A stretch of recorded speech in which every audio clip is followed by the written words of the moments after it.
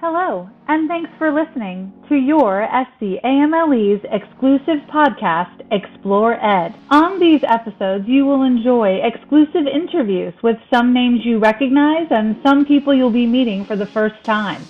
In each of our episodes, we will ask you to think and grow and reflect as a professional educator. If you aren't yet a member of SCAMLE, we encourage you to join today. More information can be found at www.scamle.org. There, find out more information about membership, conferences, and professional development opportunities. And don't forget to join us on Facebook, Twitter, and Instagram. My name is Sarah Evanson Atkinson, and I serve as the Professional Development Director for your SCAMLE. I am an educator of 21 years and a past SCAMLE president as well. During this episode of the ExplorED podcast, I had the opportunity to sit down and spend some time talking mathematics instruction with Dr. Bridget Coleman from USC Aiken. Whenever I have the opportunity to talk with Dr. Coleman, I find myself checking her back for a superhero cape, because she's one of the few professionals I know who can make talking pedagogy and mathematics fun. There, I said it, the F word many of us try so hard to associate with mathematics instruction. Wait, don't rewind this recording, the F word is fun. We cover a bit of ground during our conversation, but what stands out to me most is the necessity for not only fun and joy in the work we do, but also for good old-fashioned inspiration. Do you remember what it feels like to be inspired? Inspired by a student with a resilient, innovative growth mindset steeped in positivity?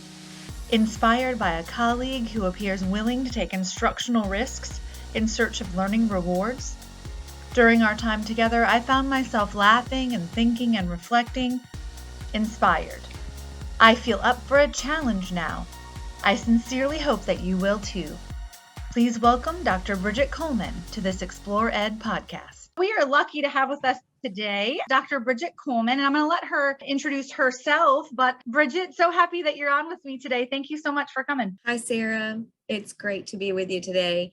And hello to all our South Carolina educators, as well as those beyond our state. Yes, we have listeners from international now. And I find that to be one of the most fulfilling things for me personally is that, when I first started teaching, I was so focused on my own classroom and then began to think a little bit broader for the district and then the state level. As I moved into higher education, began thinking more nationally.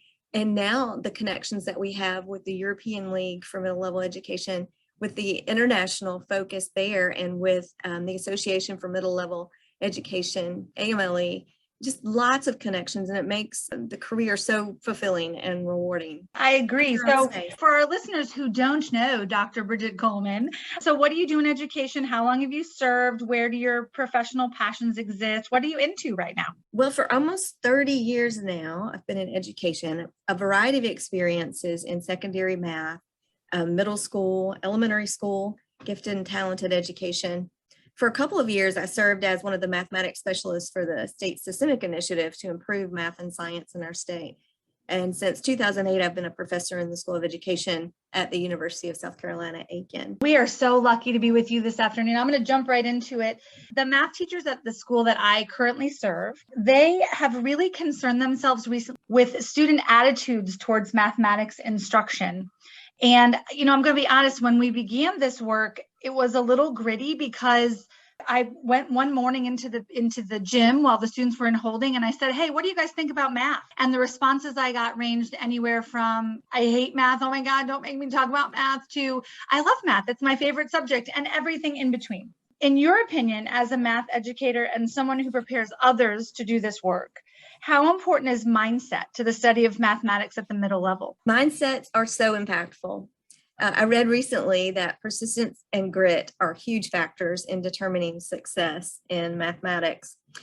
Math education in the middle grades is my professional passion, helping pre-service teachers and in-service teachers. And one of the big initiatives that I'm involved in is planning for interdisciplinary approaches to teaching and learning. So when our students share with us that they're having difficulties in math, it's not their favorite subject, and at worst they hate it, that means we have some work to do. We have a diverse student population. And so how do we meet their needs? And I think that's where it really begins for all teachers, is thinking about how can I meet my students' needs. That's going to ultimately impact their attitude and their perspective towards mathematics. So how do we do that? My personal philosophy is engaging learners in active learning that has rich cross-curricular connections, real-life applications, so that, we're answering that question of when am I ever going to use this before they even ask it, and helping them to get involved and see the connections. So mindset, the power of, I don't know this yet, but I'm willing to try. And that's a place where, we work with in-service and pre-service teachers in building the kind of classroom community that invites mistakes, where we learn from mistakes. We learn to share ideas with each other. It's so empowering to learn through those mistakes and through that productive struggle, taking the time to experience the mathematics. So people will say, well, you just love math, so you can see the beauty in it. And then that's my goal, is to help other people to see the beauty in math. And so sometimes, you just have to geek out while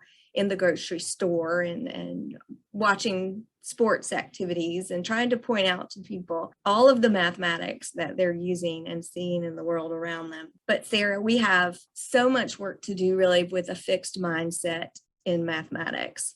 I think that's a huge place where people come in, and by middle school, they've already determined whether they're good, let's say, at math or not. And at that point, the middle grades teachers are really trying to change that fixed mindset and make it one where, even if we don't feel good about our experiences in mathematics yet, that there is the opportunity to still grow. When we talk about mindset, we focus immediately on student mindset because we're very student-centered and student-serviced. But, I wonder about how much of this really comes down to framing the educator mindset. What you're describing, I don't see mathematician in my head. I see some cool chick who wants to talk about math. I just think about post-secondary education's role in the development of the adult mindset. Absolutely. So in teacher preparation programs, we're working with young adults normally in the traditional path who have had their own experiences in the math classrooms. And so the kind of teacher that they will become a lot of times depends on the prior experiences that they've had. So you make a really good point in that adult mindsets are equally as important. I think for teachers who embrace growth mindset, when they're trying to promote that with their students, there's that byproduct of, we can't really promote it with our students if we don't have it ourselves. So part of my work at USC Aiken right now is as the graduate director for an educator leadership program. And what is enjoyable to see is how teachers don't really see themselves as leaders all the time, and they are.